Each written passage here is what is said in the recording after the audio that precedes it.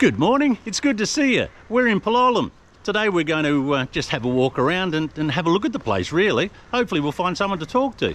Came to the first small track I saw heading towards the beach and decided to take it, and it's sort of a good choice. I think it's a nice old rustic path with the sound of the waves and a few dogs. The dogs don't seem to be too troubled. I guess they see their fair share of tourists or Westerners. We're at the beach. Looks like it's low tide too, which is good. Means we can have a good walk. The last couple of times I've had a look, the water's been right up to the edge. Morning, ladies. Morning. How are you? I'm fine. How are you? I'm very, very well. Good. Looking for business today, huh? Yes. Good luck. I think this is definitely the nicest beach that I've seen so far. Everything's kind of shuttered at the moment because of the season. Hello.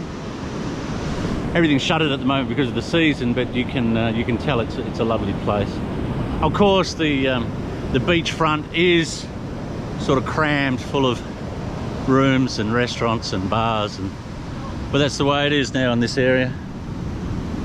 I was talking to the owner of the place where I eat breakfast this morning, and the topic of conversation came around to expats and Westerners that live here or in the area, and he mentioned to me that there've been a few recently that have been caught for overstays. One guy apparently in Arambol was 10 years, and there's a lady that had been caught for a visa overstay out at Hampi, and that was for 15 years.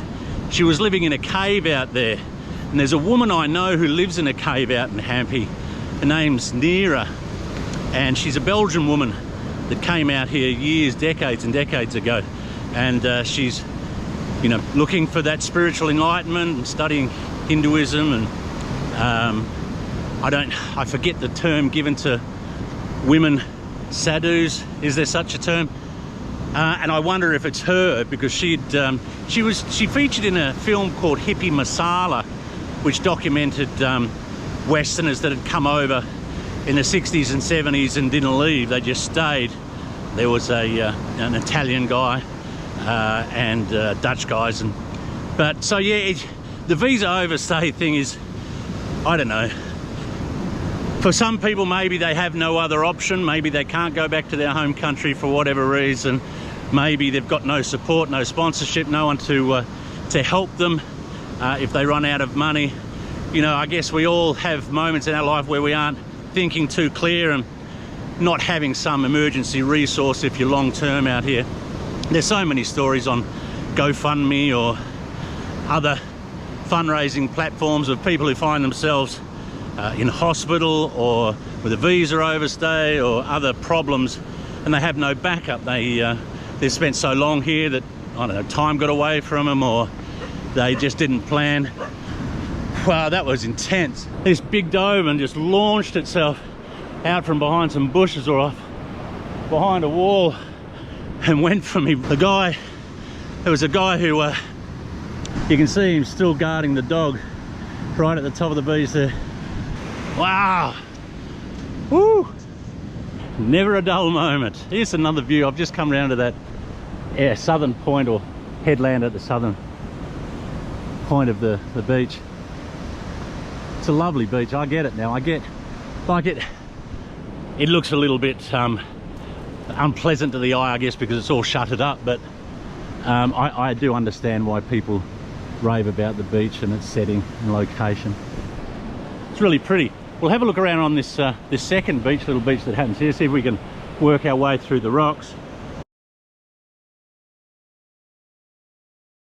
I've fallen down off the top of a rock. I don't know what I've done to my arm. My arm feels really sore.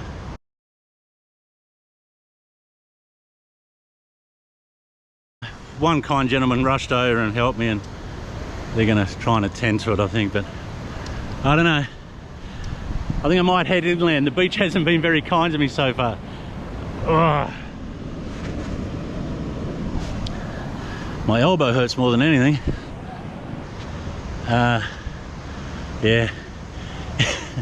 Some days you should just turn around and go back into your room. All right, so I might just head into a medical facility or something and just get this attended to, because I've had a couple of infections before over the years in India and they can move pretty quickly. So we'll get some disinfectant on that and yeah, get back to the vlog.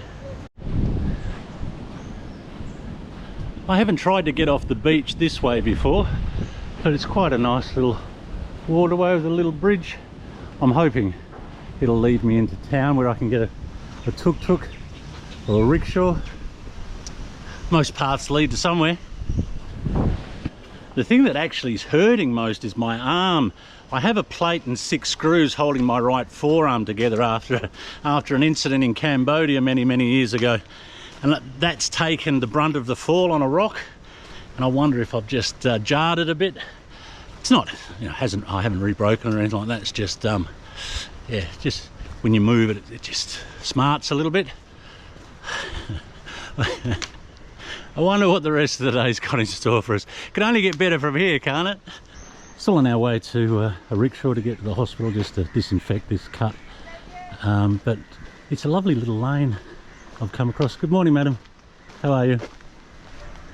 This is how I imagine it must have been at one stage, just people, you know, local people in their little villages and little lanes. No noise, all you can hear is the crows and the sound of the waves, and people just sitting on their property having a chat. Good morning, gentlemen. Good morning. How are you? Fine, how are you? Oh, hey, not so bad, yeah. What are you doing today? You're just standing here, nothing. Nothing today? Sitting idle. So what happened to your leg? Yeah, I'm going to the hospital now. I fell on the rock and now time it's very slippery. yeah, but that's okay. Yeah. Could be worse. Have a good day. Yeah, okay, bye. Bye. All right, let's get to the hospital. Found myself a taxi. It's nothing too serious, you know, it's just the infections that are the concern. So I want to make sure it gets treated properly for that. In Gokana about 15 years ago, I just got a small nick on my foot, and within a few days that had become infected and a bit pussy.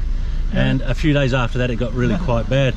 So I went to a doctor, and it got to the point where I had to have twice a day I had to have intravenous antibiotics administered for, well, it was almost a week before it cleared up. And these things can get away from you, you know. And some people might say, just go to the pharmacy and get some disinfectant. Yeah, you could do that, but I want to make sure it's done properly, because, you know, major infections are not something that you want to get.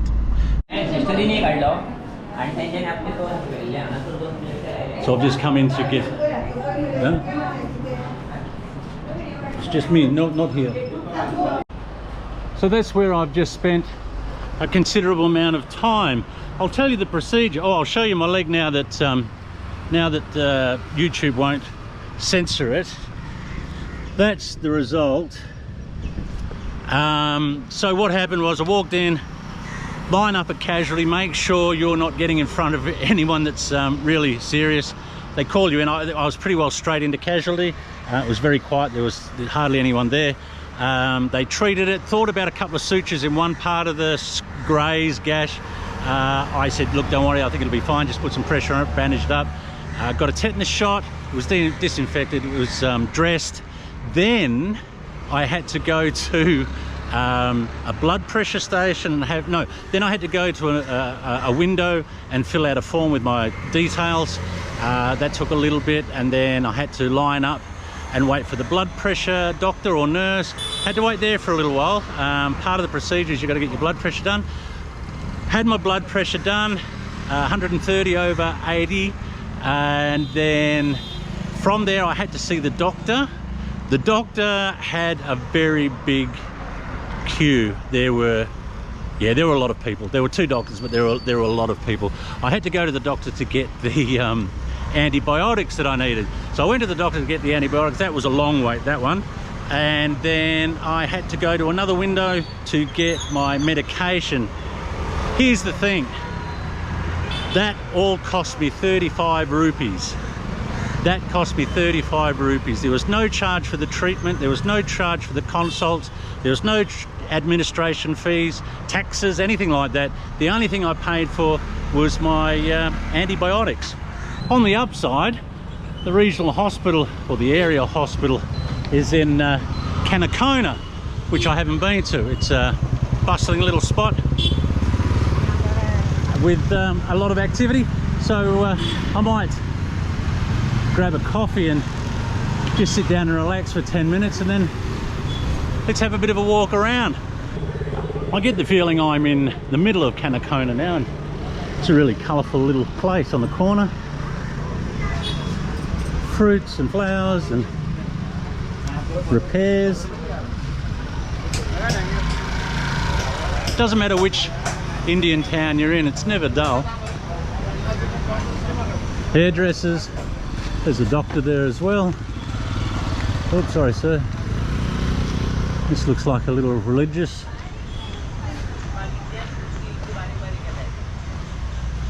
Hello sir. Hi, good morning. How are you? I'm fine. How is business? Good. Oh, you sell all sorts of kitchenware. Kitchenware, yeah. Kitchenware. How long have you been working here, sir? 50 years back. 50 years. Yeah, because now we are 148. 148? Just now I am in 48. 48. 48 years old. Did But your my father was working first before here. Oh, really? Yeah.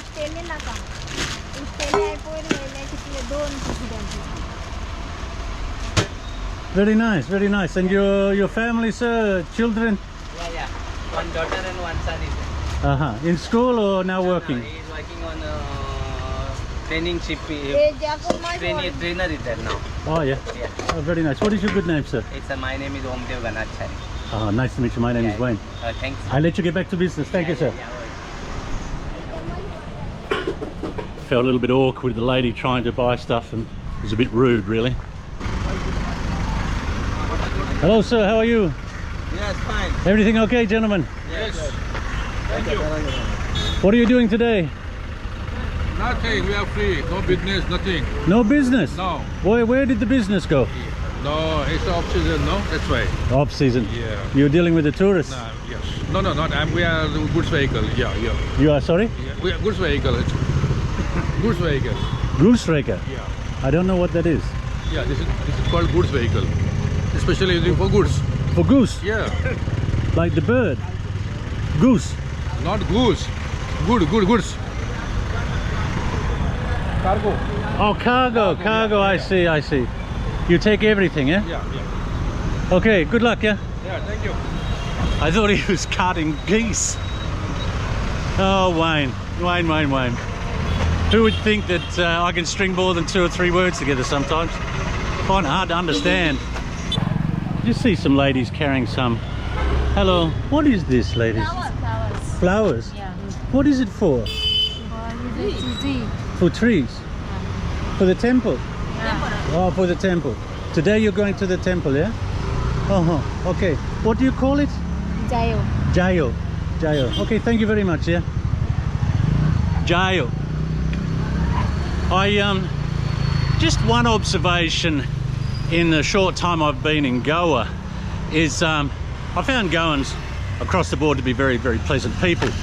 But I do detect a little bit of a harder exterior. Everyone's been very, very nice, and there's, I can't fault the friendliness and warmth, but it seems you have to just push a little bit harder, or they push back just a little bit on initial introductions. Like suspicious, I wouldn't say they're suspicious, but it just takes a minute or two for them to loosen up. There's just this little bit of a harder exterior, but once you pass that initial minute, and they know you're not sort of, I don't know, trying to extract something from them other than a chat, they're fine. I guess what I'm trying to say, it's not that they're unpleasant. They're not unpleasant, they're pleasant enough. Hello, sir. How are you? Lots of fruits here today in this little lane. I wonder if we should give it the banana test. For those who don't know, sometimes when I'm in a new place, I gauge the general cost of things by how much a bunch of bananas cost, or a kilo of bananas cost, and this is a very loose indication of what the general cost of things are. But maybe we could ask. How much is the banana, madam? How much is that?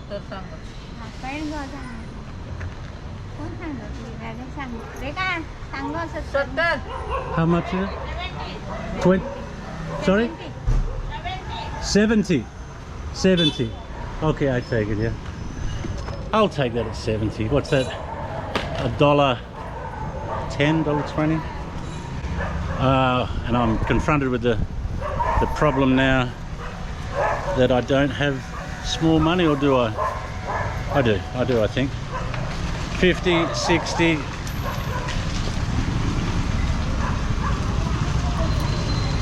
This one? Can you take it? Can you take? Can I was asking the lady to take the money and she wouldn't. Yeah? Thank you. I'm sorry. Yeah? The lady was quite unhappy with me for some reason. I'm not sure why. They look like a couple of content cats, and I imagine the fish might have something to do with it. Hello. I've decided to walk back to Palolem and just pulled into a roadside stall that has prawns, and these prawns are really quite big. 600 a kilo for those ones, and 500 a kilo for those. I noticed these ones have a red sort of tinge to them in parts, and these ones are clearer. But I also noticed this is a really big fish. What's the name of this fish, madam? This is morso fish, and sorry? this one morso. Morso. Yeah, and this one is sea bass. Sea bass. Yeah. They're really big. Wow. How much a kilo for the sea bass? Sea bass is 551. 551 kilo. Okay, thank you so much. Yeah. Can I ask, madam, this is your stall? Yeah. Is this your business here? Yes. Have you been here a long time, or? No, we started here in February. Oh, it's quite new. No, we had a shop. Yes. But the location was somewhere else. Oh, I We see. shifted here. Uh-huh. And how do you source your produce or your fish? Where do you get it from? Do you have a... No, we get it from Margaon Fish Market. Wholesale Margaon? Market, yeah. So you go every morning? Yeah, morning. Every morning? My husband goes. Oh, that's a good idea. It's an early start for him, yeah? And you're here all day, yeah? I'll go, by now he will come here. Oh, very nice. Do you have children as well? Yes. A couple of children at school? No, he's 2 years old. Oh, 2 years old. I was going to say, you look very young to have children at school, you know? And what's your plan then? You'd like to make a bigger business? You would like to move to a bigger city? What's your plan, or just be happy and comfortable here? Yeah, we're comfortable here. We sell in restaurants. Oh, you do the restaurants also? That's a Yes, good idea, yeah. You're becoming well known for good fish, huh? Yes. Very good. What was your name, sorry? My name is Preeti. Preeti. My name's Wayne. Preeti. Thank you for talking with me, yeah? It was very nice of Preeti to have a chat. Okay, see you. Bye. Indra, thank you so much, my friend. You're so kind. I'll see you Friday. Thank you. So I was making my way down into Palolem when I stopped at a shop to get a drink, and this man taps me on the shoulder. He says, "Fiasco, I can't believe it, it's you." And that was Indra, who just gave me a lift further into town. He's taking me out on Friday to an interesting place, which I'm pretty excited about heading to. So yeah, look forward to seeing him then. That's about it for this one. Pretty interesting day for me. I hope you're well and happy in life, and doing the things you want to do. We'll see you soon.